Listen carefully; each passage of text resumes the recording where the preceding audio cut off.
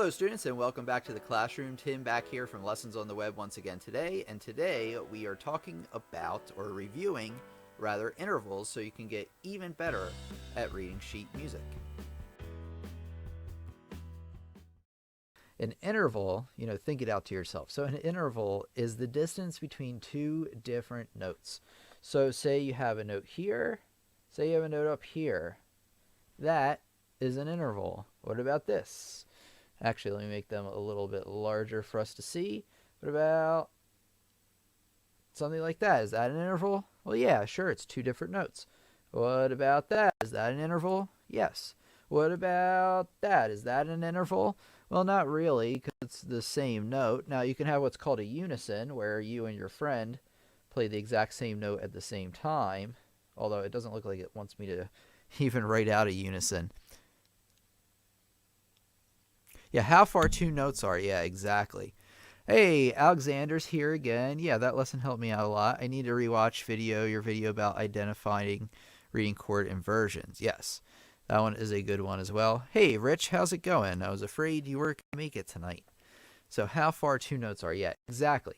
So anytime you have two notes or more notes, actually. So if you have three notes even, I don't know why it started to write all like strangely all of a sudden. But so you see you have three notes there now. You have a bottom note, you have a middle note, and then you have a top note. There's three intervals going on here. Let's see if we can pick them out. So if you take a look at the bottom note F here, right there, F, and now it's not doing it at all. That's not good. Oh, there you go. So there's your F there, there's a B there, and there's a D. So there's three different intervals going on. There's one between here and here. And then there's also an interval going between here and here. There's two. And then there's also an interval between the top two. So between every set of notes, there is an interval, the top two, the bottom two, and then the outer two as well. So just keep in mind that intervals can appear in all sorts of ways. It's not always just one note versus another, but generally you are looking at that. Even if you have a chord here and you're looking at the intervals in between, you're really picking one note, this note and then this note. So you're looking at just those two. So it's really has to do with groups of two. So here we go. I'm going to go over the intervals really quick. So if you have a note and then the same note like that, it is what we call a second, or not second, that's a unison. If you have a note and then the very next note, that's called a second because they are two away. 1, 2. Now, if you move it up one more, that's 3. 1, 2, 3. And you know a third when you see one because it looks like the beginning of a snowman, kind of. You have 4. 4 away. And then 5. 5, you see it because it looks like, a gap in some teeth or something like that, where, you have space, you have not a space, and then you have a space. Same thing if the first one starts on a line. So if you have the bottom one start on a line, the top one will also be on a line, just like that. So here we go, a sixth. The sixth is just one more.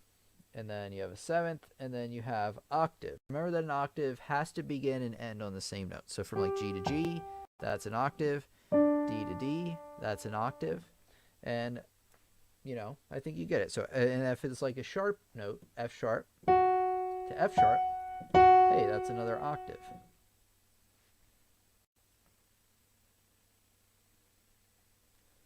Even number intervals don't match, and here's what I mean by that.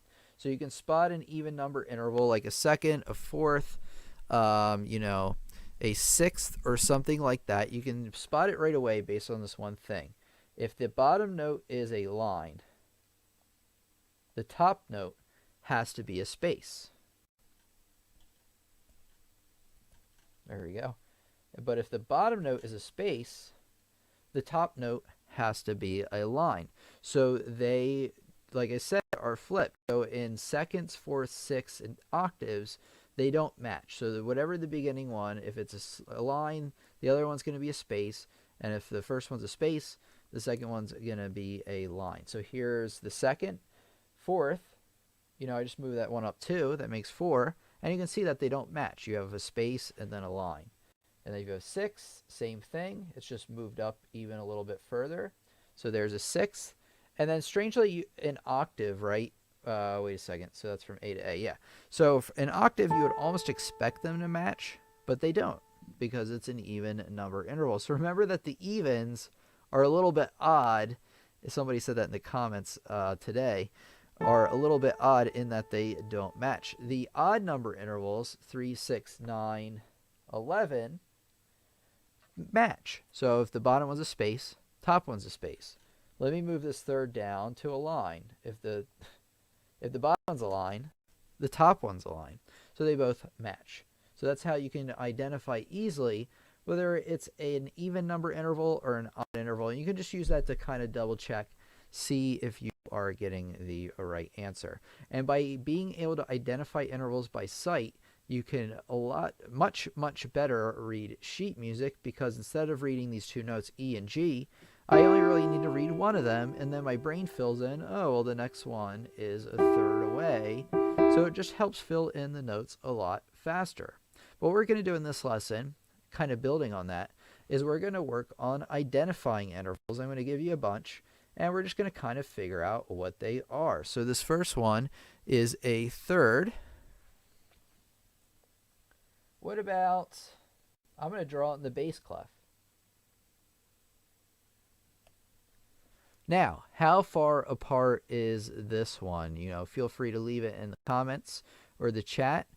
Now, let's think about this real quick. So the first thing I would do is, I guess, figure out whether it's an even number interval or an odd number interval, since we just talked about that. Well, remember, if they don't match, because we have a line, and then we have, here's our one on a line, and then we have one on a space, remember that if they don't match, that has to be an even number interval. So we're probably looking at a 2, 4, 6, or 8. Next, what you want to do is you want to determine how far apart these notes really are. Are they really close together, or are they really far apart, or are they in between? Well, if they're really close together, like down here, then it's got to be a second, right? Because that's the lowest number or even interval that you have. So let's go on to another one.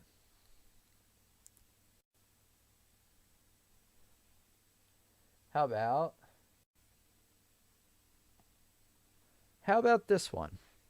So you have the bottom one on a line and the top one on a space. Now, what interval do you think this is? Leave it in the chat or the comments.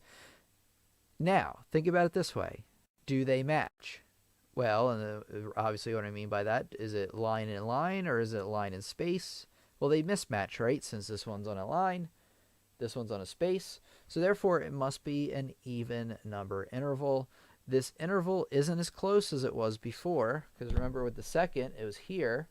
So it's just a little bit further away than that. The next one up in the even number intervals, of course, is 4. Okay, so down here in the bass clef, what are we looking at? What do you think?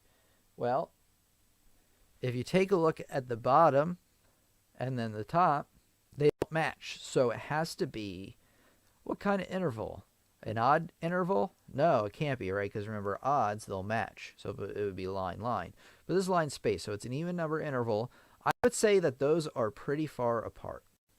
They're not, obviously they could be further apart, but generally within the limits of what we're talking about, seconds, fourths, sixths, and octaves, generally that's at the outside of the limit. So I basically gave you the answer in that the highest one we talked about so far was an octave. And we can test that because the bottom note's D, top note's D. So that one is an octave.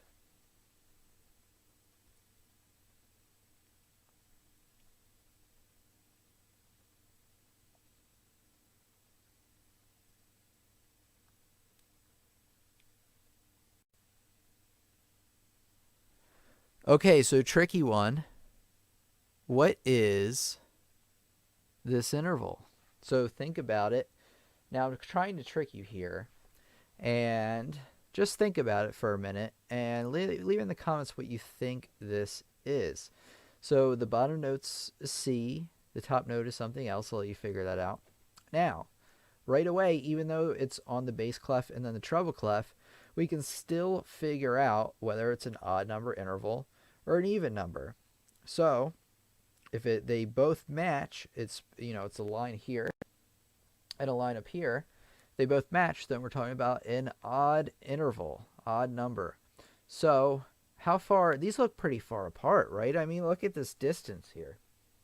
I mean, it goes from down here all the way up to here. I mean, that's an even bigger gap than the entirety of the staff itself. So they must be really far apart, right? Well, think again. And I mean, you may already, if you're familiar with the layout of the piano and all these keys, you probably know right away that I'm just fooling with you. They're not very far apart. I mean, space-wise on the paper they are, but you have to consider that this C right here, oops, let me turn this back to the other pen. This C right here is this C right here. So remember that the treble clef and bass clef meet together at this middle C. But keep in mind that they keep the C's separated apart, mainly because they don't want all the notes running into one another. You know, it makes it a lot neater to have them apart like this. So keep in mind, even though there's a gap here, it's only a visual representation. In reality, these two clefs are joined together by that middle C. If I move a note up here to D, it moves one up there. So these notes are actually really close together because I have a C here, and then the next E is just right there. Okay, so we have a, what do you think? Leave it in the comments. It's going to be a third apart. 1, 2, 3. So you can obviously observe intervals between the staffs, but you have to be pretty good at reading the music between them to begin with to be able to determine, you know, really how far apart they are. Because like I said, visually, it looks like they're really far apart, but in reality, they're really not.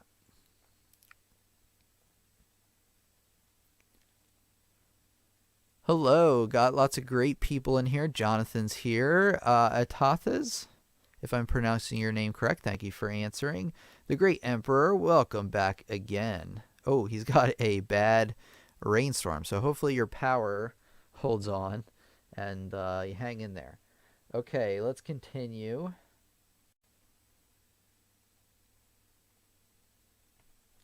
Now I've done it again. It's between two clefs. So if you take a look here at the bottom, and then you have the top, we have a space on the bottom and a line on the top. So therefore, they must be even number intervals. So how far apart are these really? Well, if you read the notes real quick, you know, leave in the comments what you think this one is. But they're both G's, right? So even though they look really far apart, they're an octave apart, which I guess is kind of far.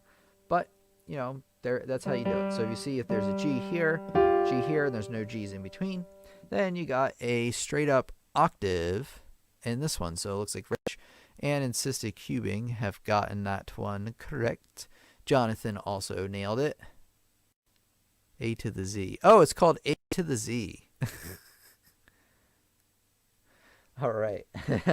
when somebody tells me that and I finally realize, I'm like, oh, like bodacious. I was calling him like Bodasias or something, and then all of a sudden I was like, wait a second, that's bodacious. Okay, let's take a look here. It's great to have everybody out, by the way. So whether it's your first time or you're a returning student, you're always welcome back at these live streams. The more, the merrier, I say. Okay, now we have one interval in one of the clefs back again, just for the treble clef. How far apart are these? Well, they match, right? So they must be an odd number interval. An odd number interval indeed. So remember that odd intervals will be the 3, 6, 9, that kind of thing. But, or 3, 5, not 3, 6, 9. 6 is even. What is wrong with me? 3, 5, 7, 9. I need to go back to elementary school. So if it was a third, remember it'd be stacked like that. But because there's an empty gap in there, then that will be an open fifth, a fifth there.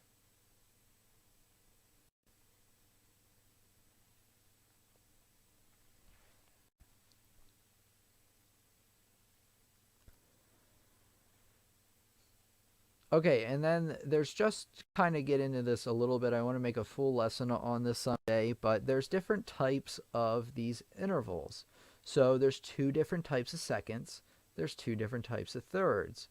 There's only one type of fourth, really. Well, sort of. We'll talk about that in a second.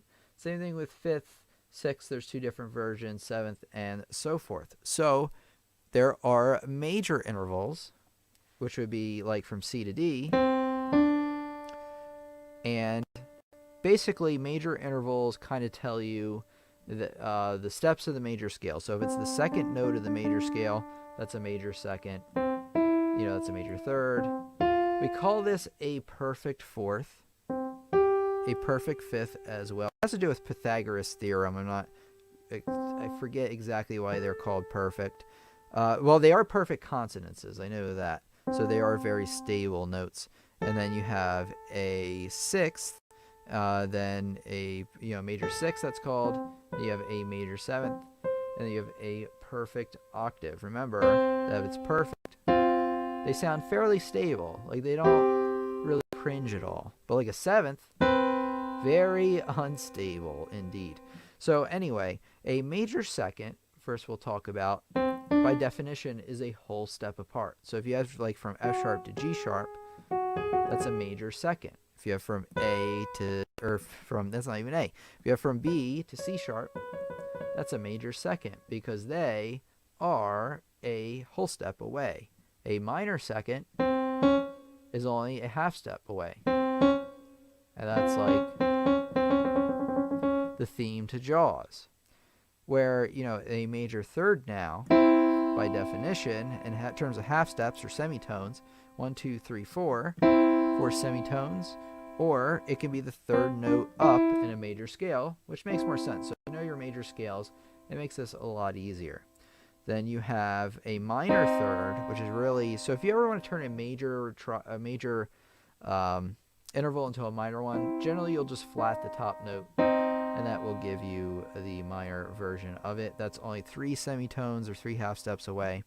A perfect fourth doesn't have a minor version because if I flat that, it gives me a major third again. You can sharp a fourth into what we call an augmented fourth, but they call that the tritone. That one is not very used very much in music, and you can probably guess why. It's a very tense sound. I mean, in modern music, it's used more and more contemporary music. The fifth, which is 1, 2, 3, 4, 5, 6, 7 semitones away, I guess 3.5 whole tones. This is a perfect fifth. Now you can have a diminished fifth, which is really a tritone again. And so yeah, there's your fifth. You have a sixth, or the sixth note up in a major scale. And then you also have the minor version. So basically just know that a lot of these have a minor version. Second has a minor version to it. You have a third, also has the minor version to it. Fourth does not have a minor version. There's not such thing as a minor fourth interval because that's a third. And then you have a, from C to G, that's a fifth. And then you have, if you have a flat fifth, it's really a tritone. And then you have sixth, and then you have minor sixth, seventh, minor seventh. And then octave, no minor octave either, mainly because that's a major seventh. Yeah, sorry to confuse you. So I wanted to kind of hold this off for a lesson on its own, like I said. So if you don't get this part of the lesson, that's okay. The main thing I want you to get out of this right now isn't to memorize what all these minor intervals are yet, but really to know that there are minor intervals. Just know that, for a second, there's also a minor second. They still look the same on paper, though. So for instance, I have these two notes right here in the bass clef, E and F. Well, they're only a half step apart, so that must be a minor second. However, if I move it here, come on. There we go, finally. So if I move it here, you have F and G. But now, they're a whole step apart, so therefore, it must be a major second. But on paper, they look the same because you have two notes, you know, real close together. So a second is a second, honestly. And like this, like you can look at this right away and you can know right away still that that's a third. Now, whether it's a major third or minor third, you kind of play it and check it out. It actually happens to be a minor third. But if you move it into different places, it changes it into a major third. And that really has to do with the spacing. There's not a black key in between every white key. So if you have here, C and E, that's a major third. But it's still a third nonetheless. So just be able to pick out these intervals by sight. You know, how far away are they? Do the lines and spaces match? You know, is it even number interval, odd number interval? Know that much, and then also know, though, that there are minor versions to all these intervals, and that someday in a lesson I'll give to you in the future that I will explain it all more in detail on how to determine and how to memorize these different intervals. Okay, so I suggest you go to musictheory.net, and if you click on interval trainer, or it's musictheory.net/exercises/interval, but probably easier to go to musictheory.net, find it in the menus. You can customize this exercise. You click this little button and you click the range you want. See, that's really far. That's too far of an interval that we talked about. You want to keep them generally like within the staff. I mean, you can do it outside the staff if you want. Okay, never mind. So that's the range in terms of where on the staff it is. You can have actually them pretty far apart.